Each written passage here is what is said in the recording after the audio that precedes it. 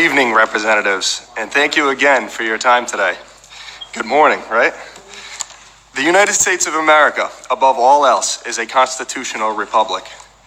Yes, we have a democracy in which we get to vote for our elected officials, but our elected officials, you, above all else, are limited in your power and in the legislation that you pass by the Constitution of the United States, a document on which you raised your right hand to God and swore an oath to, a document whose premise is regularly under attack. Unfortunately, it's being attacked by the very people who are sworn to abide by it, our government. And it's our own faults that the Constitution is under duress. We, the American people, who are supposed to have control of our government, have been asleep at the wheel and all too trusting, while you, our legislators, senators, representatives, and politicians of all parties and backgrounds have run amok, unabashedly using your power and influence to limit the freedoms and liberties of the individual. Americans love to proclaim that we are a free people, yet have lost sight of what it means to be free, and in saying so are lying to ourselves. Yes, we are fortunate enough to have freedoms that others in the world do not, but we are no longer free as our founders had intended us to be. Yet those very founders had foreseen how even in America, a runaway government could become problematic, and they added a constitution to an amendment to the Constitution, a fail-safe, so to speak, that would protect us against the rampant abuse of power by our government, an inalienable constitutional right to keep and bear arms. The founders saw this as so important and necessary, it was the Second Amendment to our Constitution, directly following the right to free speech, which I'm fortunate enough to benefit from here today. The founders of this great land knew, having just won a war for their freedom against an unjust power, that given enough time, all governments have a propensity to become too powerful, and as a direct result, the freedom of its constituents falters. This was their reasoning behind their inclusion of the right to keep and bear arms within the Constitution. They even went so far as to include, even though it's already implied, the phrase, "shall not be infringed." This does not mean that you, regardless of how many people call on you to do so, can limit the type or capacity of the firearms that we, as free Americans, can own. Don't forget that at the time of this country's founding, Americans had access legally to the same type of weaponry that the military had. And that was the point.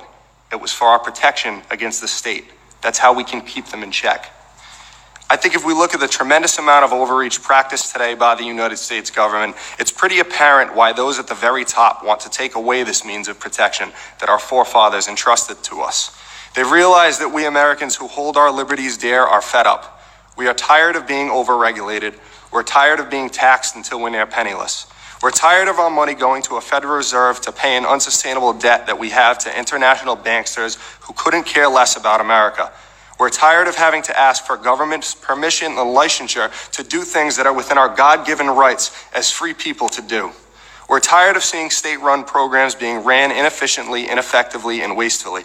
We're tired of news outlets, Hollywood, social media, and the education system being used as propaganda to indoctrinate the populace and advance the state's agenda. We're tired of being lied to. We're tired of going to war under false pretenses. To summarize, we're tired of our uncontrollable government. While we feel our voices have fallen on deaf ears to our politicians, make no mistake that amongst the citizenry, there is a quiet storm brewing. We are approaching a tipping point, and you'd be remiss to think that those at the top of the power structure aren't shaken by this. It doesn't take much critical thought to surmise why they're trying so hard to pass legislation against privately owned munitions. And to those who support this legislation, it's my understanding that you believe by being here, you're advocating against violence. On the contrary, you're advocating for violence. If the state decides to make 10-round magazines and assault weapons, which by the way is an incredibly vague, ambiguous term that I don't think anybody could really define, if you decide to make them illegal, are you advocating that the state use violence or threats of violence to disarm innocent Americans? Because it certainly sounds like it. You can't sincerely believe that we're just going to forfeit our right to self-defense, knowing the purpose of this right and understanding the unlawfulness of civil asset forfeiture, notwithstanding the money people have spent on their guns. What happens when we defy these laws? Are you advocating that men with guns come to take away our guns? Because it sure sounds like it.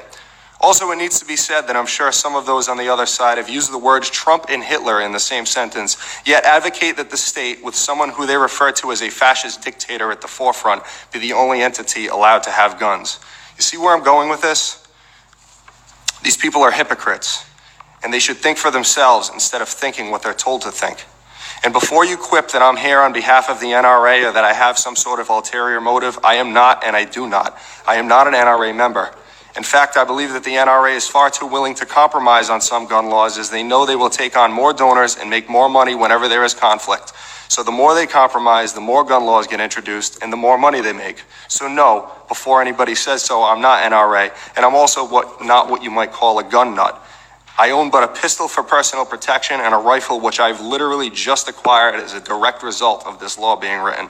I'm not a sportsman and I'm not a collector. I'm just someone with an understanding of history who by virtue does not trust his government. And I know what some of you may be thinking, that I'm some sort of extremist. My delivery is very abrasive. Some of you aren't thinking at all because you tuned me out at the start once you heard my position, and that's fine. If these generalizations apply to you, I ask you to please familiarize yourself with the history of America and the Constitution as it was written. Ladies and gentlemen, America was conceived out of defiance, and we not only have a constitutional right as free Americans, but also an inalienable right as human beings to defy any and all laws that are unjust. Lest we not forget that a mere 3% of colonists sparked the American Revolution. There are millions of libertarians paying attention to what is being discussed today. Representatives, it is a sure bet that if the government you represent continues on this path of tyranny, we will not comply. I ask you to please remember the basis on which this country came to be before you decide to pass any more overreaching legislation, especially in regards to firearms.